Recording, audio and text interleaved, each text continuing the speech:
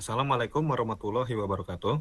Kami dari kelompok 1 akan mempresentasikan proyek kami, yaitu Sinergi Desa, Fondasi Sistem Informasi bagi Desa. Baik, ada anggota kelompoknya. Yang pertama ada Rizky Ramadan, ada saya sendiri, Alay Faror Rahmadia, selanjutnya ada Raka Abian, dan Sidki Atala. Baik, masuk pada latar belakang. Kita tahu bahwa seiring berkembangnya teknologi digital, pengelolaan data seharusnya sudah bisa dilakukan secara terpusat dan efisien, tak terkecuali di lingkungan pemerintahan desa.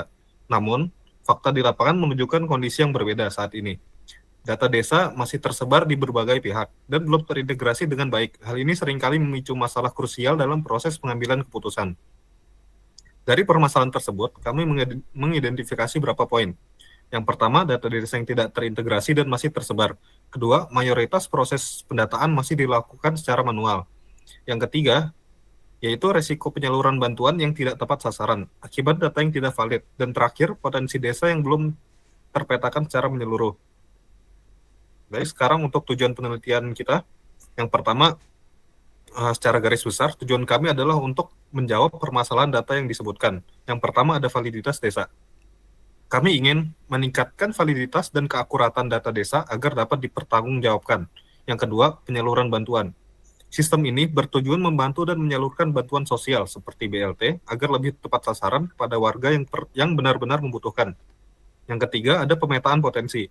Kami juga bertujuan untuk memetakan dan mengoptimalkan potensi sumber daya yang dimiliki oleh desa. Yang keempat, ada modernisasi. Mendorong penerapan sistem pemerintahan desa yang lebih modern dan terintegrasi. Yang terakhir, ada pengambilan keputusan. Dan akhirnya, mendukung pengambilan keputusan di tingkat desa yang sepenuhnya berbasis data. Baik, ada slide 5, analisis as-is yang kondisi saat ini. Untuk memahami akar permasalahan secara lebih mendalam, kami melakukan analisis as-is, yaitu analisis terhadap kondisi operasional yang sedang berjalan saat ini.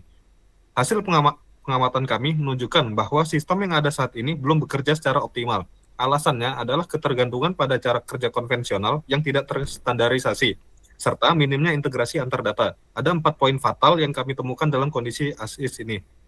Yang pertama, prosesnya masih manual. Proses pendataan mayoritas masih dilakukan secara manual atau kalaupun digital masih bersifat semi-digital, belum otomatis.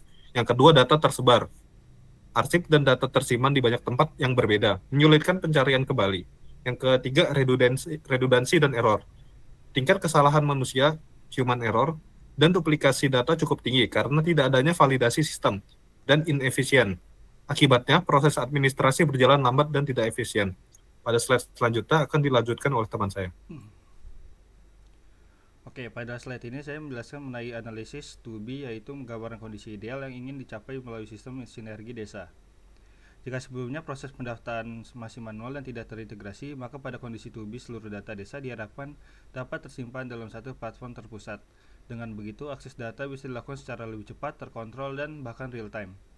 Selain itu, sistem ini juga memungkinkan proses administrasi menjadi lebih efisien dan transparan, sehingga dapat meningkatkan akuntabilitas desa. Pada tahap ideal ini, pelayanan desa berbasis digital pun sudah bisa diterapkan secara menyeluruh. Dengan kata lain, analisis 2B menggambarkan transformasi dari proses konvensional menuju sistem digital yang modern dan terintegrasi. Selanjutnya itu ada melakukan analisis sesuai itu untuk memahami kekuatan, kelemahan, peluang, dan serta ancaman yang mungkin dihadapi dalam implementasi sinergi desa. Pertama, dari sisi strength, sistem ini memiliki arsitektur yang memungkinkan integrasi data secara offline maupun online. Implementasi modul-modulnya juga mampu meningkatkan kualitas keputusan berbasis data. Namun dari sisi weakness, perangkat desa yang seragam dan kapasitas SDM yang berbeda-beda masih menjadi tantangan. Selain ini, proses migrasi data juga berpotensi memerlukan waktu dan pelatihan tambahan. Untuk opportunity, regulasi satu data Indonesia sangat mendukung konsep digital ini. Selain itu, banyak desa di Indonesia yang berpotensi menerapkan sistem ini sebagai fondasi smart village. Terakhir itu dari sisi threats, terdapat ancaman berupa resistensi perangkat desa yang masih terbiasa dengan cara manual. Resiko keamanan data juga menjadi isu yang harus diperhatikan jika pengelolaan platform tidak dilakukan dengan optimal. Dengan melalui analisis SWOT ini membantu kita melihat potensi serta tantangan yang perlu dipersiapkan sejak awal. Selanjutnya, Oke, di sini kami menampilkan bentuk ringkas dari analisis SWOT tadi. Untuk strength, platform ini sudah terintegrasi dalam satu sistem dan mendukung pengambilan keputusan berbasis data. Pada bagian weakness, diimplementasikan menjadi sangat tergantung pada kesiapan infrastruktur dan kemampuan SDM desa dalam beradaptasi dengan teknologi baru. Lalu pada opportunity, sistem ini punya peluang besar untuk diterapkan di berbagai desa di Indonesia sejalan dengan pengembangan Smart Village. Sementara itu, threats yang mungkin muncul adalah adanya resistensi terhadap perubahan dan risiko keamanan data. Ringkasan SWT ini mempertegas gambaran umum, tantangan dan peluang yang akan dihadapi dalam implementasi sinergi desa. Selanjutnya akan dilanjutkan oleh teman saya.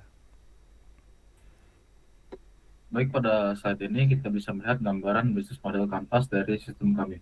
Kami bermitra dengan beberapa pihak seperti kementerian terkait, universitas untuk validasi data, dan ISP sebagai penyedia infrastruktur. Aktivitas utama yang kami lakukan mencakup pengembangan platform, proses validasi data, serta sosialisasi dan edukasi kepada pengguna. Dari sisi value proposition, sistem ini menawarkan akurasi data yang tinggi, efisien administrasi dengan otomatisasi, kemampuan analisis melalui AI scoring, serta kemudahan kolaborasi antar pihak. Target pengguna kami meliputi pemerintah desa, BUMDes, pemerintah pusat, hingga investor energi. Sistem disalurkan melalui aplikasi web atau mobile dinas kabupaten, serta berbagai kegiatan webinar. Untuk struktur biaya, pengeluaran terbesar berada pada server, SDM seperti developer dan data scientist, serta pemasaran. Sementara pendapatan diperoleh dari langganan SaaS, modul premium, layanan konsultasi dan data insight. Selanjutnya pada flowchart ini terlihat alur kerja aplikasi. Proses dimulai dari user melakukan login lalu masuk ke dashboard utama. Dari dashboard, pengguna bisa memilih 3 menu, data penduduk, analisis BOT, atau layanan surat. Di menu data penduduk terdapat proses input data, validasi, hingga penyimpanan ke cloud. Di menu analisis BLT, sistem melakukan identifikasi dan scoring menggunakan algoritma AI untuk menghasilkan rekomendasi penerima. Sementara pada menu layanan surat, pengguna dapat membuat atau mengajukan surat dengan proses verifikasi dan output PDF. Selanjutnya akan dilanjutkan oleh teman saya. Baik, pada slide ini saya akan menjelaskan manfaat dan dampak.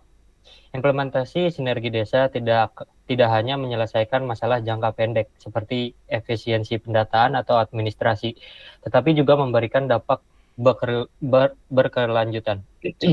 Dengan sistem ini, desa akan memiliki fondasi data yang lebih akurat, keputusan bisa dibuat lebih cepat, dan transparansi dapat ditingkatkan. Selain itu, masyarakat juga merasakan manfaatnya karena pelayanan desa menjadi lebih jelas, rapi, dan dapat dipertanggungjawabkan. Selanjutnya. Kesimpulan, dari seluruh analisis yang sudah dilakukan, dapat disimpulkan bahwa sinergi desa adalah solusi yang tepat untuk menjawab tantangan pengelolaan data di tingkat desa. Sistem ini mampu meningkatkan akurasi data, mempercepat proses administrasi, dan membuka peluang pengembangan potensi lokal secara lebih terstruktur. Dengan integrasi yang baik, platform ini sangat layak dikembangkan lebih luas dan bisa menjadi langkah besar menuju desa digital yang modern dan berkelanjutan. Selanjutnya. Demikian pemaparan dari kami. Terima kasih atas perhatiannya. Kami memohon maaf apabila terdapat kekurangan dalam penyampaian. Wassalamualaikum warahmatullahi wabarakatuh.